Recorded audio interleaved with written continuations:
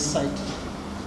The site in fact, the construction started way back in 2017. Joey being the main contractor, we had the consultants, as a corner back then, because of issues that we had back then, suspended and terminated their services. Then Public Works came in and took over those services. Project manager, Mrs. Public Works, the QS took over as a suspended as long as consultants that are reflecting on the report, their services. Architectural or Public Works took over that function, QS, project manager, and the only services that was left hanging, and we had to make means of the engineering part.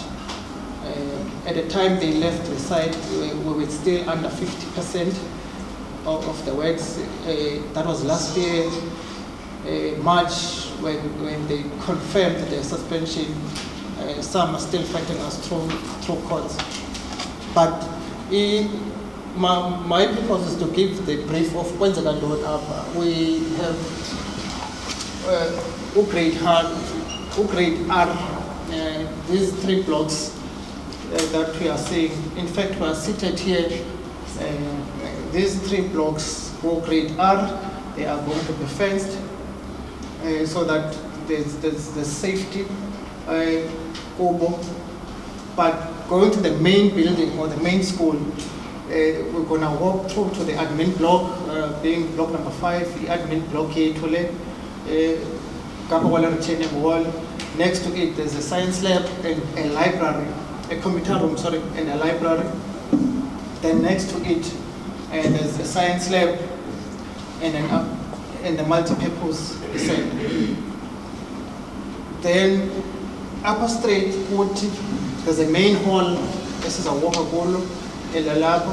Then we've got a Elson block. Abandoned that is special needs, but in the center or between the main hall and Elson, there's a tech shop. A tech shop plus an aftercare area. Then behind those is where the classrooms are, including the ablutions. Currently, there's grade 1 to grade 5. About occupied was the classrooms, because when we wanted to accelerate the project last year, we said, let us phase this project into 2, so that the pressure that is coming from education, we're able to give access to the classrooms.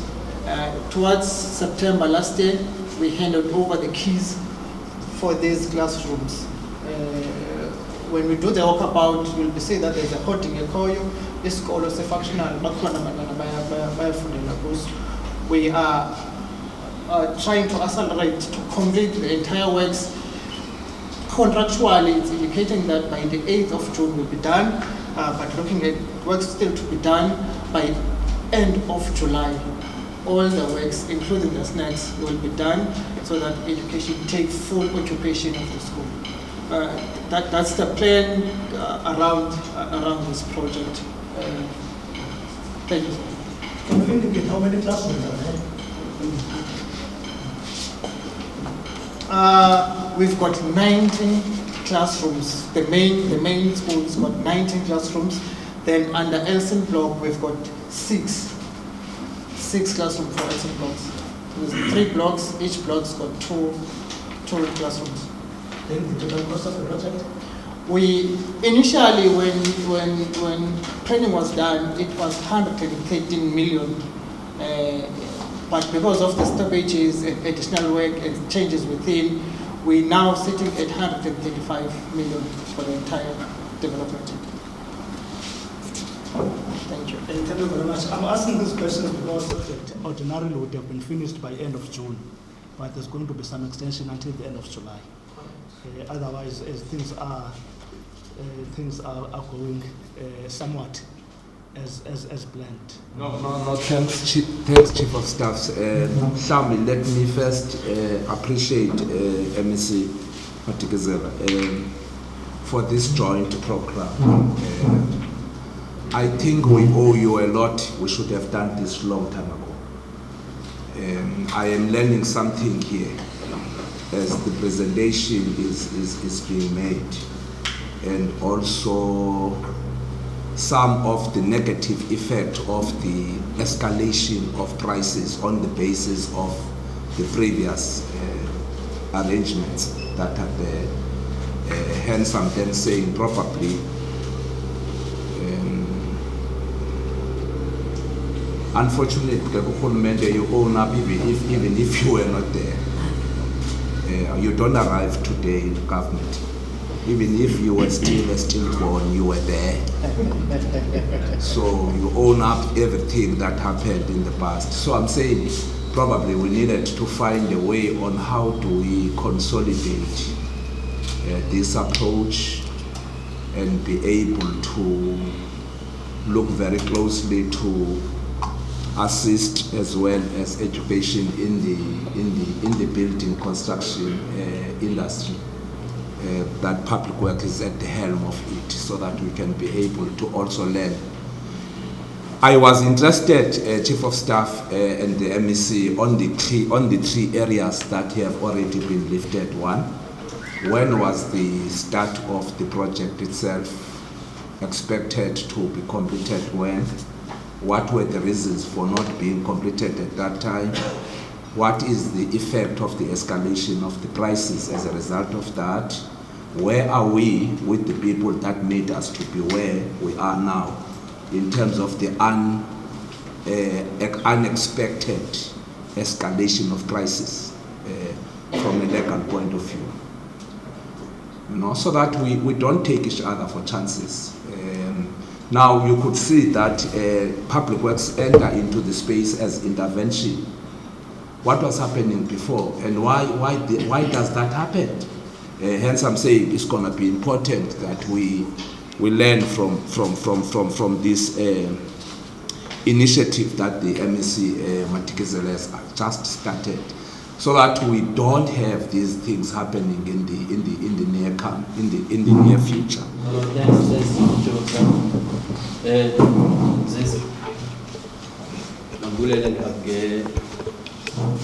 Idea yakho of coming here. Uyibone ku Facebook. Sizamxelela. I think Saturday, and you quickly decided by Monday you will be here. I think that it's highly appreciated ngakuthi, so that ubone lento esiyenzayo ngale mali yakho. Ukwazi njengoba nekuthuba naku Facebook uthi wanakhe izikolo. Ukwazi to respond with authority, unayo i-detail, because it's only such platforms where you can get the detail and ube nayo i-feel of what is happening on the ground.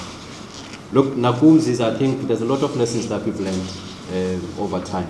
But I think before that, I think your team, even your administrative team, your head infrastructure, I think they're making life easier for our teams. I think it's highly appreciated. It's one of the departments of education that is easy. It's one of the departments, that is easy to implement its infrastructure. You are looking for a very good selective word. I was trying that. But I think one of the things that we've learned, a lot of taxpayers' money, we just flush it. If you look at the contract at 2016, now it's 2022, almost just above 20 million on variation. Variation. And definitely the fault is on our side. Because I know the contractors and everyone else, they want to work. If they want to work, they want to make money and go somewhere else. And whilst we delay them, they penalize us. But the point, if on one school you can have a variation of 20 million, look across all our schools that we're implementing. You find you've got more than 100 million on variation orders. That's just money that we're flashing because of poor planning, poor project scoping and management. So, but I think as of now, with the teams that I'm saying, we have both public works and education, that might be history. So it's some of the bad lessons that we've learned. And this 20 million, we could have finished another school, And if you can go in all the schools, there's variation order, and it's millions. So that's why I'm saying, if you can consolidate from all the schools that are not complete, you look in 5 years how much variation orders we've had, and how much money we've spent on that. And other hidden costs, the litigation, like saying the consultants are litigating us. Now we are spending both on our direct infrastructure and the legal on the other side. So you find a lot of money, instead of going straight to what it's supposed to go to, it goes to side things. And then you struggle to answer to the people in the budget of Eastern Cape. There are no schools, there's no this, it's litigation, it's variation orders, and so forth. So, but I think we are starting to get it right. But part of why we make these visits, that's what we started when we were implementing infrastructure like our health, is to also have a voice from our service providers so that they can advise us of the bottlenecks that they are facing. It's not only one-sided. We don't just go to walk around, take photos. We want to understand the bottlenecks so that Nakubo, they can tell us what is it that we are doing wrong, so that we can go back and correct that. So because we want to build that solid relation, because they are in our extension now, these contractors, because they are the face of government, they are implementing on behalf of us. So we need those solid relations and unlocking all the bottlenecks that might make them at some point take us to court and apply to variation orders, because we don't really appreciate variation orders. Yeah, in the process of doing that, we're also trying to capacitate public works as the real infrastructure net center. If you look at the fees now, just the professional fees here, it's 13 million. One project, 13 million. Imagine if then we had hired technicians and all these people, just one project, 13 million. So that's what we're trying to do in part of repositioning. I think there are posts that will be out also in trying to reposition public works as an infrastructure net center, getting more professionals, getting more teams so that we can do some of these things internally, like we've taken over from here, and most of education projects that we are. The last time we were to fire some people, some consultants, we fire them, we take, but going forward, in also addressing this unemployment, but again, skilling our nation. We want to reposition public works. We produce these artisans, we have these engineers, we use internal capacity, and with hope over time, if things allows, even the construction, we might end up having our own, so that some of the projects, we do them ourselves. Because we're crying of unemployment in the province, yet we've got budget for infrastructure, and that we can use to skill our people, train young people, be artisans, so that we can run our own projects. Everyone can be hands-on in building our own country. So that this thing of one mistake, everyone insults every leader, because our people don't feel they own the building of the Eastern Cape that we want. So that's what we're trying to do, is to make sure in Dubai we reposition public works, do away with consultancy, use internal capacity, hire these people that are produced in these tertiary institutions on infrastructure in the province. But the project. So kwelasala phase 1 saye sahola off so that abantwana bangakwazi access at the construction site.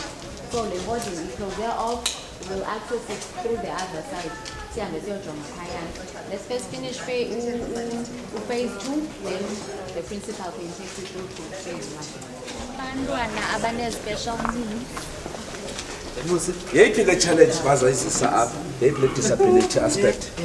I'm not sure. I think education can answer that. The office ka HOD neye tishala. Mr. Mapek, kasondele kancinci ma.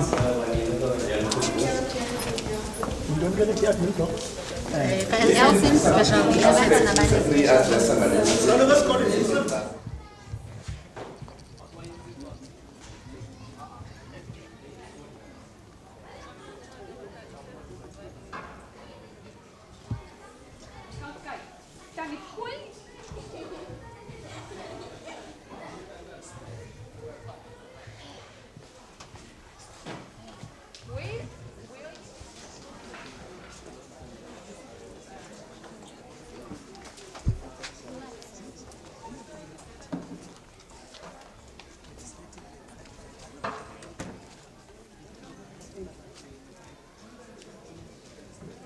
Actually, it's just to check the progress on sites, make sure the projects are completed on time, within budget, and there's no change of scope. But part of that is to try to unlock any bottlenecks that might be in the project, to avoid the escalation project amounts based on any other technicality that might be. Because some of the problems that we've had in our sites is late payment of contractors, of service providers. And so we are trying to make sure that we get close to the sites, we get close to our project managers. We just generally do the thorough supervision and monitoring of our projects. So that's a long and short of the visit. Our visit is more of a practical and appreciation of that. How do we ensure that we build capacity of public works as a nerve center of infrastructure of the provincial government? That's one. Two, how do we ensure that we make an assessment of the projects that are being managed by public works as well, both as a department and also as an implementing agent, so that we can take a sober decision of ensuring that the decision about insourcing of infrastructure build-ups in the provincial government space is realized, but equally to respond to the questions that the MEC for Public Works have raised. The issue of the escalation prices, what are the causes, how do we respond to that, what are the lessons we have, what are the projections moving forward in terms of other projects that are being held up, and how do we then intervene as provincial government, even in other implementing agencies. Precisely because the report we have is that as education, hence you understand that we have got that money that is in question, that gone back to National Treasury. But however, Public Works remains the best performing implementing agent at 98%, which then begins to suggest that there is a strategic decision that needed to be taken, whether to continue with the underperformance of other implementing agents, whilst you have an implementing agent that is performing above 90%. What does that suggest? So I'm then saying it's not just about oversight, but also looking forward to say, what is our attitude about the decision of the provincial government, that of Public Works being a center nerve of infrastructure?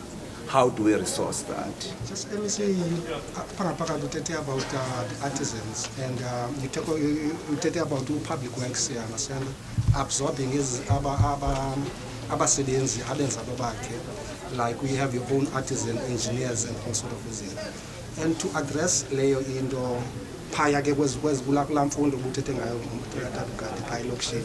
to make sure that the skill esizofuna Public Works but indlela into enyenzayo noba yithi the skill esizofuna as artisans zofuna ukuba ngokulandiya Public Works zi-available pha elokishini, because uyofumana pha elokishini isikole sinaso iJohn Knox kwela cala and si-accommodate for zonke ezilandiya ezi skills zizofuna pha elandiya, to make sure ezazikolo zivalayo ndandiyibeyizile akhona, to make sure ezazikolo zivalayo mhlawumbi zitshintshwa to a skill center whereby abantwana elandiya, it cannot be worked in the law with the public education kunye Public Works, but make sure that ezazikolo zivalayo they feed ulandira MEC.